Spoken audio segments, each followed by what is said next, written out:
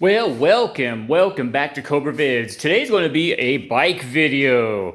I'll get some more lighting on the subject in a little bit. But before we get started, I just wanted to point out my Kawasaki 750. We're getting it running. I think I might have some timing issues because the timing sequence on this engine is really complicated. So we're going to pull the engine out. We're going to clean up the frame some like we intended to do once it was running. And we might pull the covers off to retime the engine. And I've had a couple people talk about the timing on these engines. So when I do that, I'm going to break it down and I'm going to slowly go through the timing sequence every step to hopefully help someone else time their engine properly, because this is a very difficult engine to time. But anyway, and then of course, you know, I can't mention bikes without mentioning my Vulcan 900 LT. It's got the beautiful leather saddlebags and everything with it. This is my pride and joy as far as bikes go. Look at all that shiny, shiny chrome, which is a bitch to keep clean, but she's a fun bike. I went out on a long couple-hour ride. I went out to South Mountain here in Arizona, and as always, it's a beautiful ride up there, and a beautiful ride for a beautiful bike. But anyway, today's video is going to involve the Naked Z400, also by Kawasaki. I don't know. Whoa, I'm out of focus there. Bring it back. There you go. I don't know if you noticed, but there's a theme here. There's a Kawasaki 400, Kawasaki 750 Vulcan, a 900 Vulcan, and over here my son's Ninja 400, which for you that don't know, Ninja's also by Kawasaki. A big old duh there, right? But anyway, we're going to be playing around with the 400. This is my commuter bike. I ride it to work almost every day. This is the one that I mounted my heated gear on, and if you watched my review video on my California heated gear, I tested it when it was about 60 degrees out, which is a really stupid time to test heated gear, but it was that time of year. It hadn't gotten cold yet, but I rode this bike in 38 degrees with that heated gear, and yeah, it's a little chilly, but the gear kept me from getting like too frostbitten, you know, to where my hands were shaking and I couldn't hold the you know, the thingy there, the thingy that makes you go fast, you know. What is it, throttle? Rum. The rum handle. Yeah. Okay, but anyway, this bike here, let me show you here. I bought this bike probably 8-9 months ago, and I've got about 9,000 miles on it, and my tank is empty. So maybe after I work on it, I'll go take it for a ride and go get some fuel for work this week. Whoops.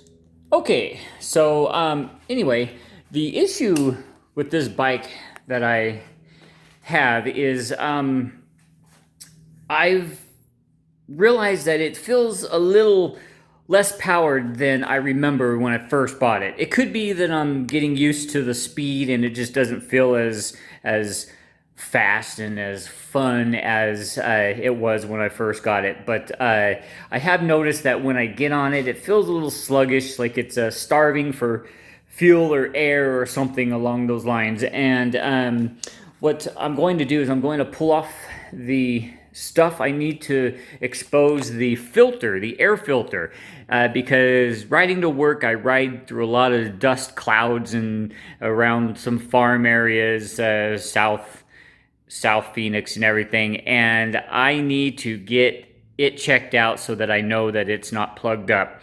I probably will not replace it because I found that as long as it has not got wet, you could just blow out your air filter and get another several thousand miles out of it. So that's what I'm planning on doing today. And in order to do that, you have to expose all the way around the tank, which probably means these covers down here. Of course, the seat's going to have to come off because there's a little tightener thingy right there. Some call them bolts. And And of course, we're going to have to match this on this other side here. I want to rerun my power cord now that I'll have my tank off. I want to run it all the way up back in here so it sticks out here, so that I don't have this floppy cable here. Do it right. But anyway, because I pull this off and I like to run it on other bikes. But anyway, here we go, guys. Oh yeah, and I don't know if you've had the issue, but last time I took my bike in to get the rear tire replaced, the guys at the shop readjusted my clutch. That irritates the crap out of me. There's not enough play in there. And as soon as you touch the clutch lever here, it starts disengaging, which I do not like that at all. I like to have some travel before it starts disengaging, so that almost when you start letting off the clutch, it starts to engage. So that's something else that I've got to do today. I've got to readjust the clutch to where I like it. And next time I take it in, probably for the front tire, it's got 9,000 miles on it, and it's starting to show some weird flaring on the treads and everything. So I'll probably just replace that in the next couple thousand miles. But I got to tell them, don't mess with any of my settings. You know, this is the way I like my bike, and you should keep your hands off it unless I ask you to. Especially when you're just going in for a tire change. As most people do, I have my my bike set up. This bike has 2 tripometers, and one is for your current mileage. And I did this for a week of work, and that's how many miles I ride each week. Or actually, that was 2 weeks, sorry. And then the Trip B, it tracks my oil, and that's how much I have on this oil. I'll do another 2,000 miles on it before I change it. I know someone's probably going to scream in the comments, hey, you don't have to change your oil, you know, but you know what?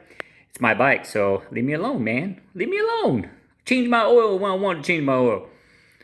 It's just like my cars. My wife's Jetta, the factory says 8,000 to 10,000 miles on an oil change. Well, that's bullshit. I change it at 5 just because I want to. And then, of course, the mileage and back to Trip A. And I usually reset that every time I fill up so I can track how much I'm getting.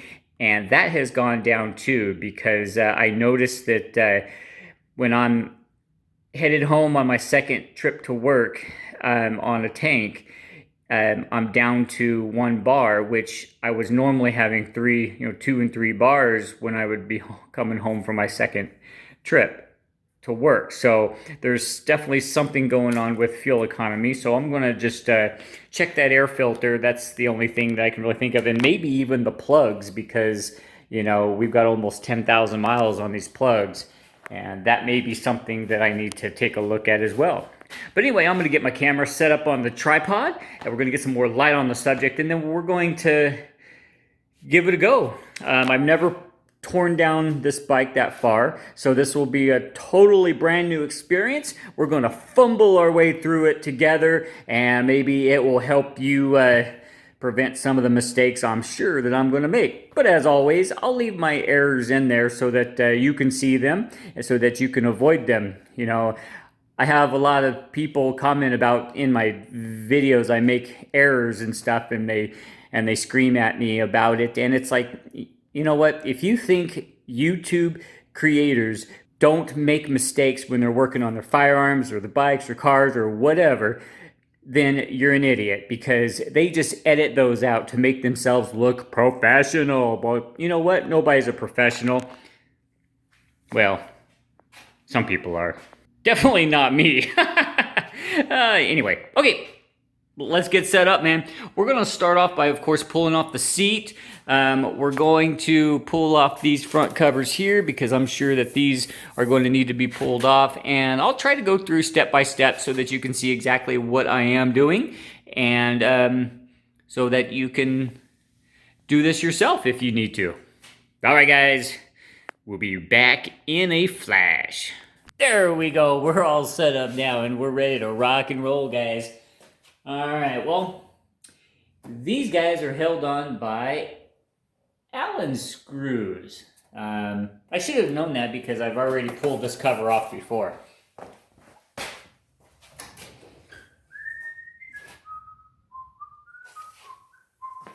All right, we're going. And in case you did not know, these Allen screws, there's actually a tool that is under the rear seat in the compartment area that will actually pull these off. But I choose to use my other tools. Save those for later. But anyway, I'm going to go ahead and get me a magnetic tray so I can hold on to this crap. You don't want to lose your screws, because heaven forbid we have a screw loose. Alright, so I'm going to throw that over there behind the camera. Alright, so there's these little locking tab thingies that are right here on the back side of the cover here. And in order to pull those off, you just gotta be careful. Be careful, guys. If you have a little pick, you can pick it and pull the little center cap out. I'll show that to you a little more detailed here. There you go, right there. These are the guys I'm talking about. Keeping me from showing you. All right. Well, I just popped it inward like that, and it allowed it to come out. So I'll insert it like this. Whoops, I'm sorry. Let me redo that for you. I popped it inward like that. You know, just pushed it inward, and it came out. But when I put it back in, I will have it sticking out like this. I'll push it in there, and I'll pop it in there even like that, and then it will hold it in there just fine. I'll put this in my magnetic tray, but you know, as you know, it's plastic and it won't stick, but at least I'll have it. There you go. There you go, another one out, which makes it much easier to pull out. When I first did this, I was lost. I didn't know how they worked, but that works out beautifully.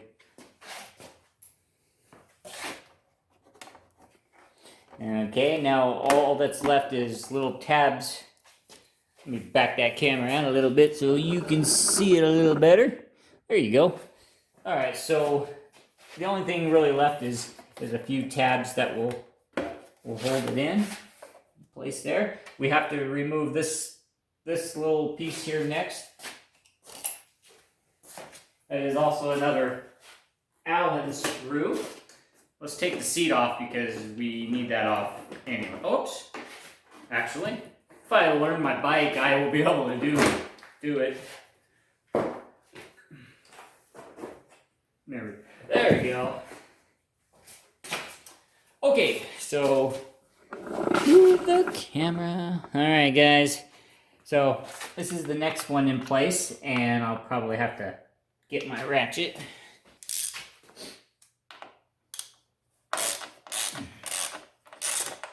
All right, here's one, and then right here is another one, and then this whole cover is going to pop right off. Now, pretty much this process is for the Z400 and, like I showed you, my son's Ninja.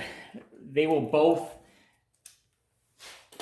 the tanks will both come off pretty much the same, but for the Ninja, you have to pull off the whole front cowlings and everything, and that could be time consuming. But just take your time and don't force anything, and you should be able to do it just fine.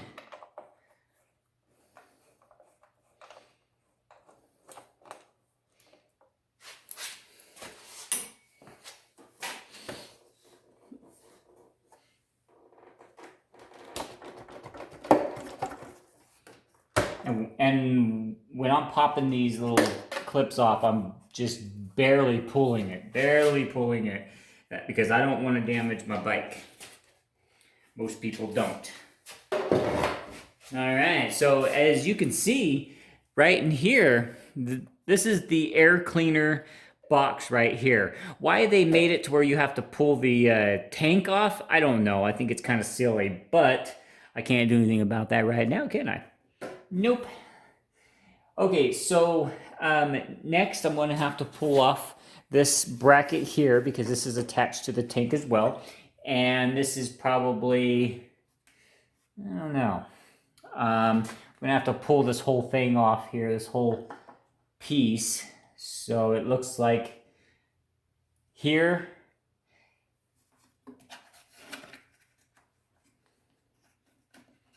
Maybe I'm going to have to pull my tank off first because there feels like there's something back behind here. Pull the tank off, and then I'll be able to pull it off here and probably back in here. So, okay, we'll get started. That looks smaller than a 10 millimeter, maybe a 9 or an 8. There we go, it's an 8. Okay, get me a different ratchet out here. All right.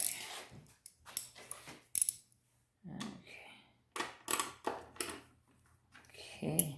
Oops, gotta get me an extension. Gotta get me an extendo-matic.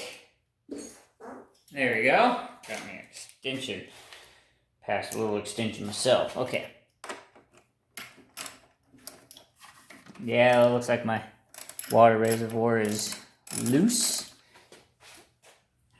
And it looks a little low. This is factory markings here. I would imagine, yeah, that goes right about the midpoint of the tank. But it looks a little low, but that's because the bike is leaning to the left. If I leaned it upright, let's lean it upright. That's upright. It's, well, you can't see it now, but drop that down there. Now, upright, it's more closer to that line there.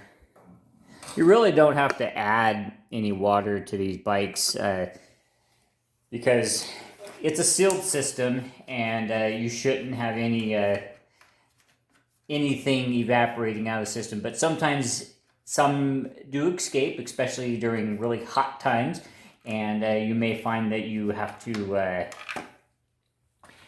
add a little bit here and there. But make sure that you add Kawasaki fluids. Okay. I used to use Mobile One for my bikes, full synthetic. I was pretty religious to that, but then I realized that, you know what, maybe I should go ahead and try Kawasaki oil. And it was in this bike here, okay? The moment I took my first ride after putting Kawasaki oil in this bike, I noticed a serious increase of clutch engagement.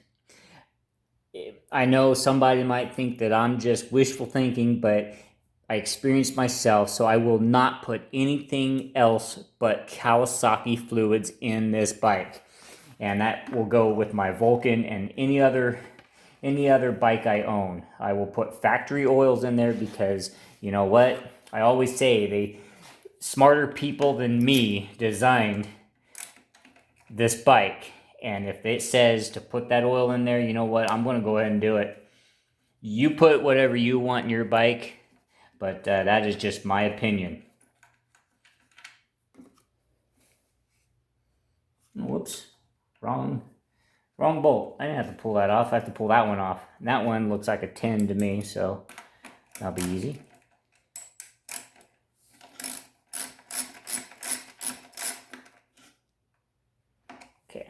That's a 10, so let's get a 10. That's the only 10 I see. Okay.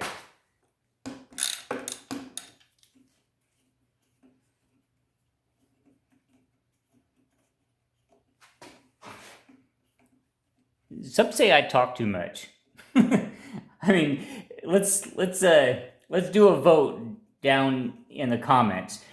Would you rather read text on the screen explaining things and listen to music as I'm working, or would you rather hear my stupid stories and suggestions and ideas? Leave your comment down below, and I will listen to you guys.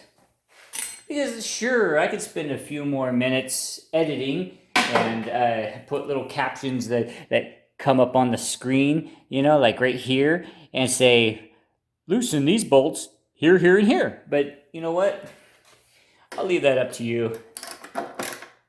And if you want to just mute the volume, you may do so too. And keep in mind, guys, there may be shortcuts that you can do. You know, you may not have to pull this bracket fully off. You may be able to just loosen this up and move it out of the way. But when I do things, I like to clear things out of my way so that when I actually go to remove something, there's nothing blocking my way. It's a clean, clear access to it.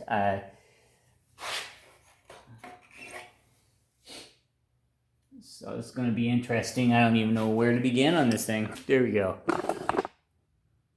Alrighty, so now we're going to work on this side.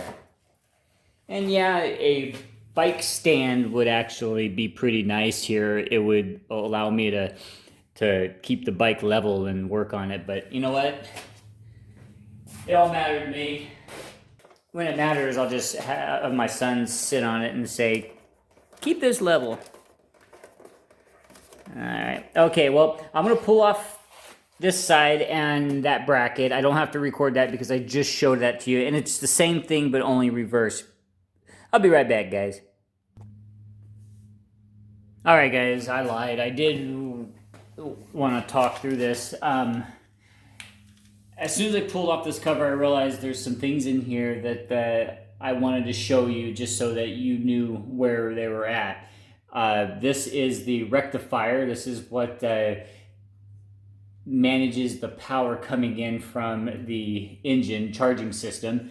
This will actually get pretty hot because it dissipates extra electricity in the form of heat. I learned that on my 750. I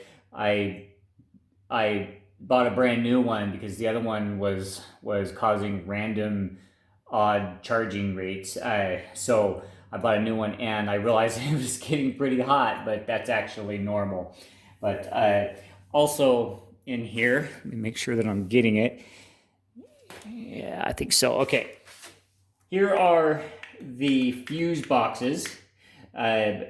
These have everything, all the fuses in them right here. I wish they were a little more accessible, but what are you going to do, you know?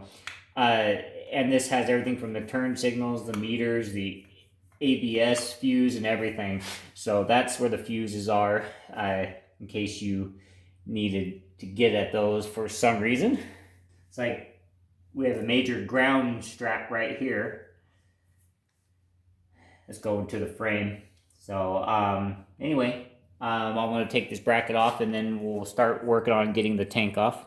Okay, so I went ahead and I had to remove the top screw of this so that I could move it down out of the way for the screws here. It made it a little easier to access. So I'm just going to set this plastic piece down because now it's out of the way of the tank.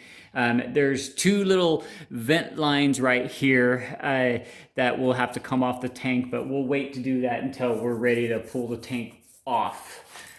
So I'm going to go ahead and pull my controller unit for my heated gear off. We'll set this toward the back here out of the way. So now we're going to have to locate which screws take off the tank. All right, so the first thing we're going to do is we're going to take off these here. This is the back of the tank, and we're going to take off those two screws there, or bolts. Those are actual bolts. Come on this side so that I don't block you guys. We're going to just pull this off here, and then we'll be able to determine what's next.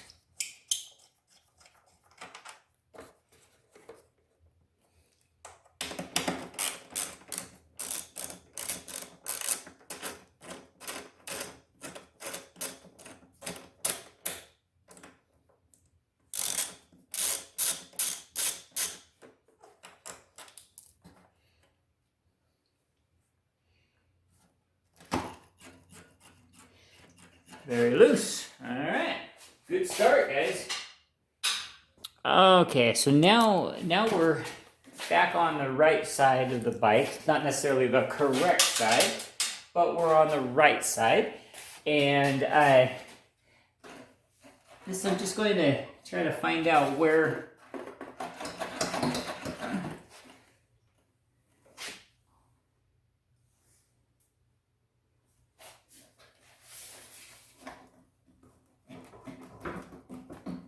Now I knew I was going to do this, so I ran the tank extra low so that I could not have to pull a full tank off here.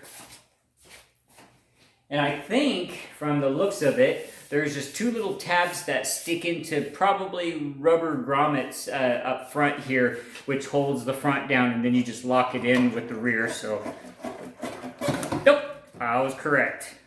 So the only thing left are those two little vent hoses on the side. I'm going to go ahead and release those. Don't really think I have to show you guys that. You're all smart guys. You can figure out how to remove these vent hoses here. Part of the evap system, I would imagine. Alright, so there's something else down here, probably the fuel pump. Yep. Fuel line, the fuel pump. So there's a red tab. I don't know if you're able to see this under here, but let me get a really good shot of that.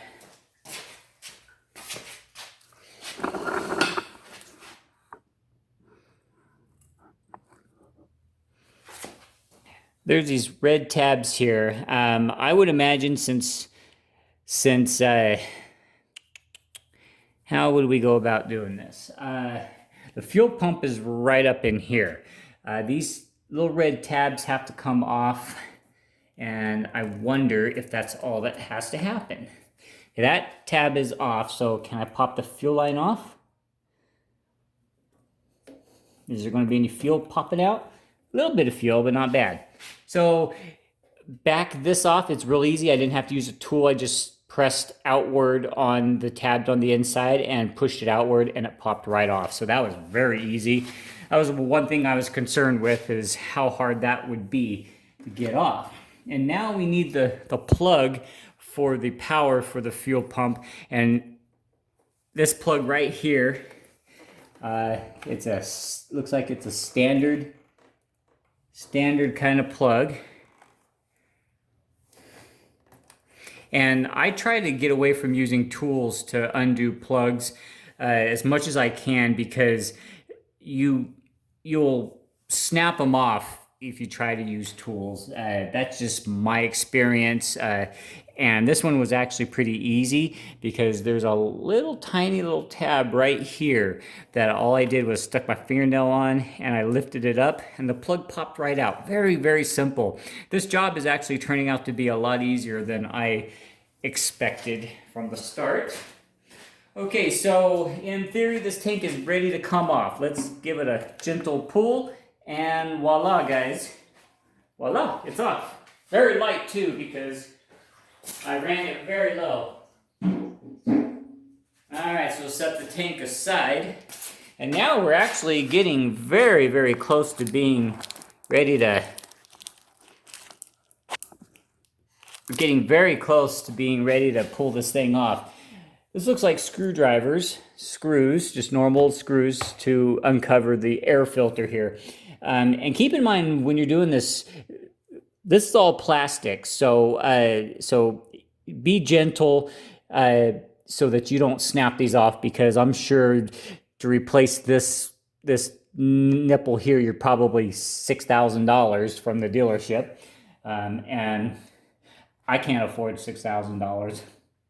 But anyway, there's a sensor back here, sensor of some sort back here, and I would imagine it's going to be kind of the same thing. Why they have it flipped upside down, I don't know. But anyway, I'm going to push down right here, and it pops right off. There's a little push tab right there. Made it pretty easy. They've made this much easier than I thought. So I'm going to just do a scan around the sides. Beautiful. Okay, so I want to show you top view. So next thing, I'm going to remove all of these screws all the way around, and this cover should come right off, exposing the air filter.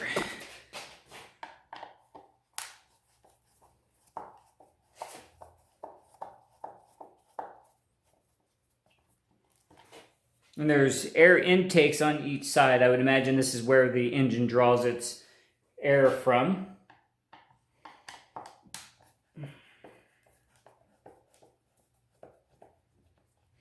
And seeing how dusty it is under here, I'm sure I've got a dusty filter.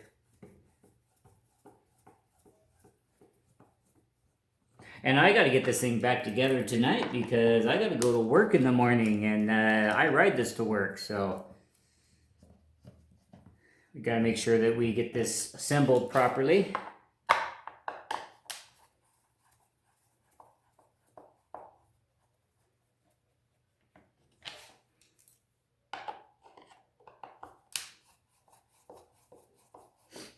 And here are the tabs for the front of the fuel tank that pop in there. Just thought I'd point that out. Okay, we're almost done. What's that? Interesting.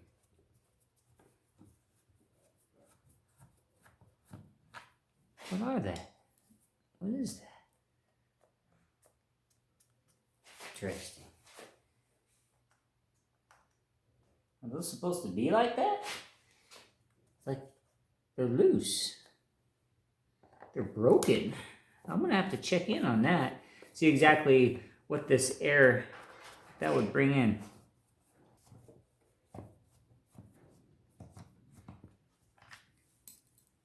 All right.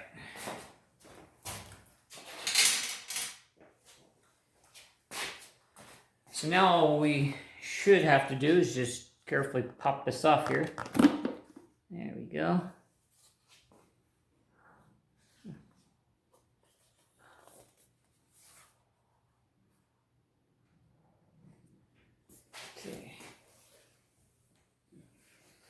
Okay, these little flappy things, I don't know what this is. Maybe pads for the tank. That's probably it. Because they don't go on the inside, so them being a little loose, I'm sure, is not an issue. It just felt a little weird. All right, here is the after filter tubes, which goes into the carburetor. And looks like a pretty serious filter. Holy moly. Do these come on? There's another screw right here. That's probably what holds the filter on.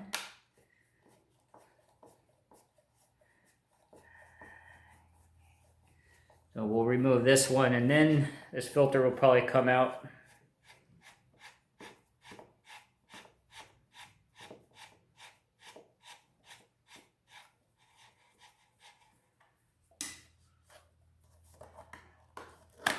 There we go. And we look at this filter here. We're looking at it, and there is some dirt and debris, but actually it's a heck of a lot better than what I was thinking. So we're going to kick on the air compressor, blow it out really good, and then start reassembly. But that's actually a lot better than I thought it was. Alright guys, after I blew it out, I did get a lot of the darkness out of there, and some dust did come out of there as I expected, but if you've ever dealt with a K&N filter, it's got that oily residue on the filter, and I have a feeling that that is what this is having on it too, because it just has that feel to it, like it might have an oily substance on it. I never liked the K&N filters due to, you know, for one, the expensive price and then having to clean it and everything. But anyway, some people really live and die by the K&N filter. Anyway, I think that that I've got this as best as I'm going to get it, just blowing it out. So the next time I do the oil change, which is about 3,000 miles away, I'll go ahead and swap this out. But I don't think that this was causing any power loss. I think I'm just getting too used to the 400, and I needed something a little more, like a 6 or even 1,000. But then that would defeat my reason for wanting this bike for a commuter bike, because it's inexpensive to ride. I get about 55 miles per gallon on it.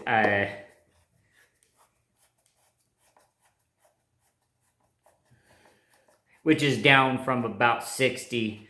When I first got it, I was getting consistently 60 on average, and now it's down to 53, 55. So that's all I can say. But anyway, I am now ready to start reassembling, first of all, the cover.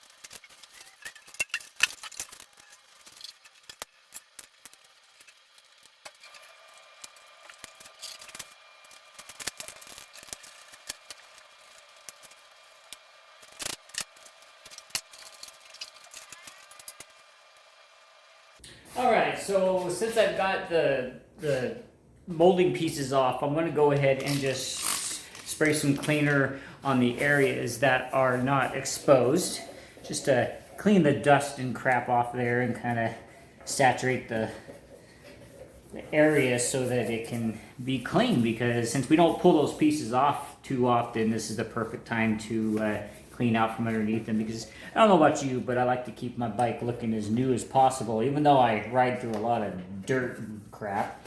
But it's always nice to get on a bike and feel real good about it. When you're putting your fuel tank on, don't forget these evap lines I showed you over on the other side here. Those are important to have on there, or your evap system's not going to work properly. Could damage your system. This is what I use. It's by Chemical Guys. It's about $17 for this bottle, but it works nice. It's safe on all surfaces, plastic, metal, chrome, everything on your bike will be able to be safe to use this stuff on. And as you can probably see through the camera even, that it makes it look really nice. And the instructions on it is wipe back and forth like this until it starts to dry, and then do a nice circular buffing. So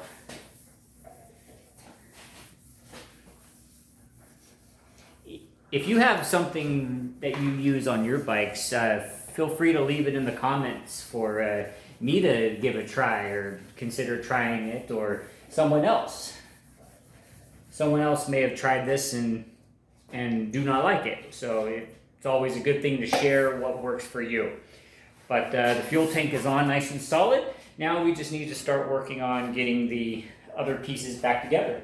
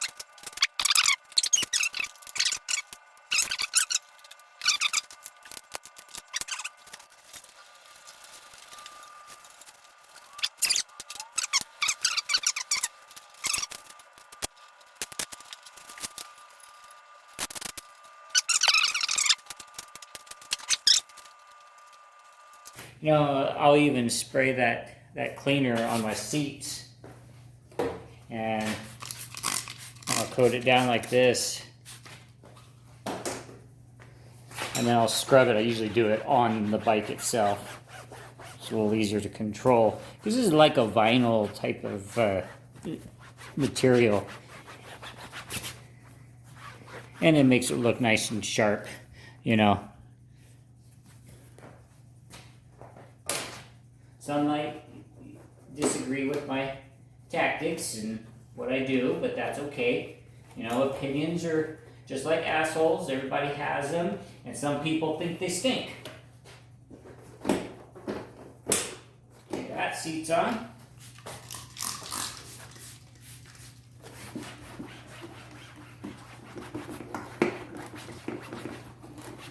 Make sure you get under that strap too.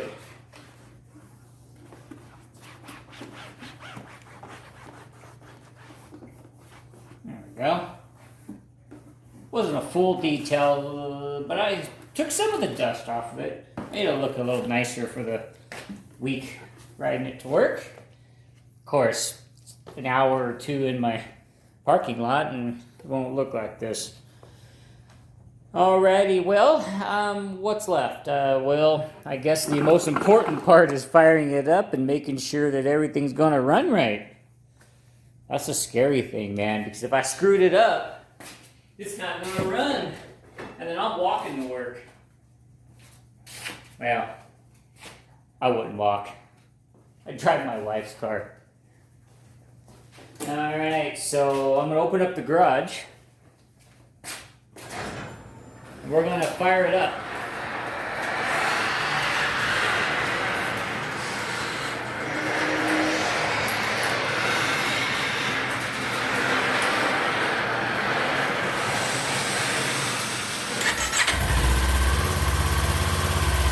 Beautiful as always.